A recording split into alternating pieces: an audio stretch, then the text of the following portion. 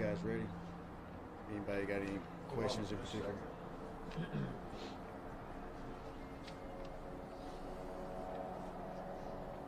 Sheriff, to start off, can you kind of just give us the facts of this again and just kind of summarize this for everyone? Hold on, wait.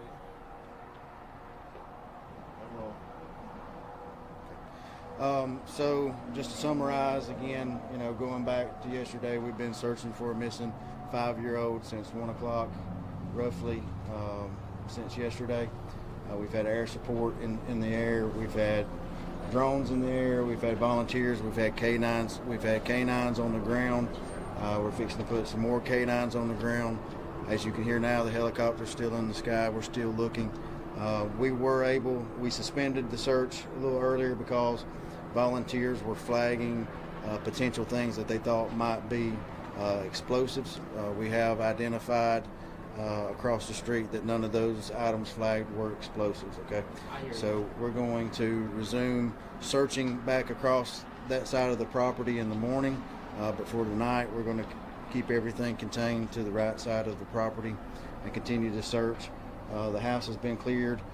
Now our investigators are inside trying to collect any additional evidence to maybe help us find this child.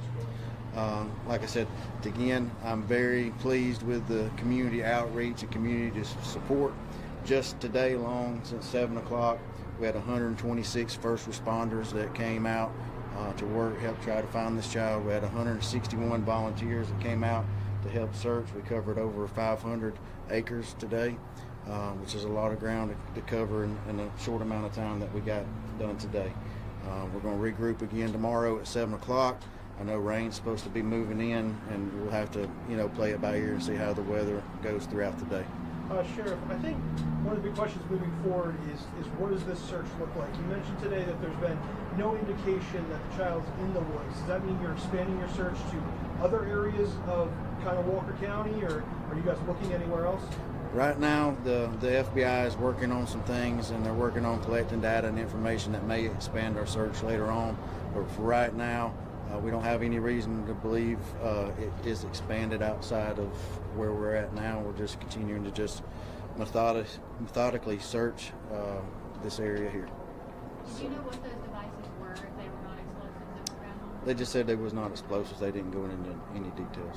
So since it's been determined that those devices that were found are not explosive, will volunteer people be able to come out? Tomorrow at 7.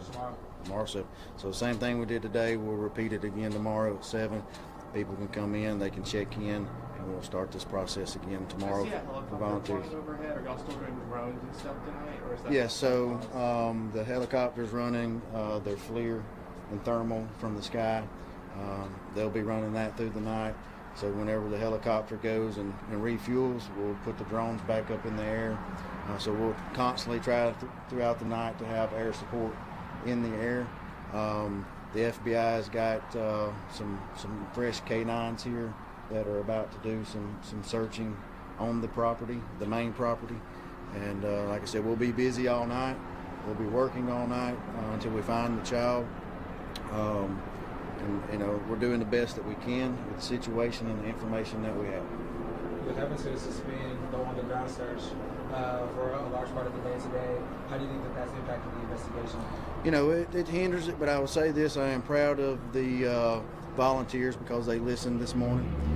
We told the volunteers early this morning, if you see something suspicious, flag it. Make sure that we're contacted, make sure that we know so we can verify it. The challenge is we only have so many people that are experienced with dealing with bombs and explosives, and they were tied up at the house, so they couldn't just leave the house to come check out those 8 devices. So once the house was able to be secured, they were able to move to those locations and verify that they were not explosives. And then just talk about how essential time is. It's getting cold out tonight, rain moving in tomorrow. Talk about how this concept of time is going to affect us. Timing is critical, and like I said, I know a lot of people are wanting to volunteer, and I don't want people getting burnt out because I want to be able to stay fresh. I want to be able to continue to search. Like I said, that's why it's critical. That's why we're going to be out 24/7 until we hopefully find this child. Sheriff, do you believe he's in the woods here somewhere? I'm going to believe the story that we have now until something else presents itself. Based off of what we were told earlier about the 6-year-old brother being with with his 5-year-old brother and the dog, and that's the story that we have, and that's the story that we're going with. Like I said, we've expanded our search outside of that, and until something else changes that dynamic, we're going to continue to search this area. Can you talk a little bit about tomorrow with the volunteers and the weather rolling in? Do you have any tips that you think volunteers should have? Obviously, if you're going to come out tomorrow at 7, make sure you're prepared for the weather. I mean, I've told everybody here that we're going to continue to search, whether it's raining, if it's pouring down, we're going to continue to search. And can we expect another update from you before 7 a.m. or is this the last one for the evening? This may be the last one for the evening, unless something drastic changes.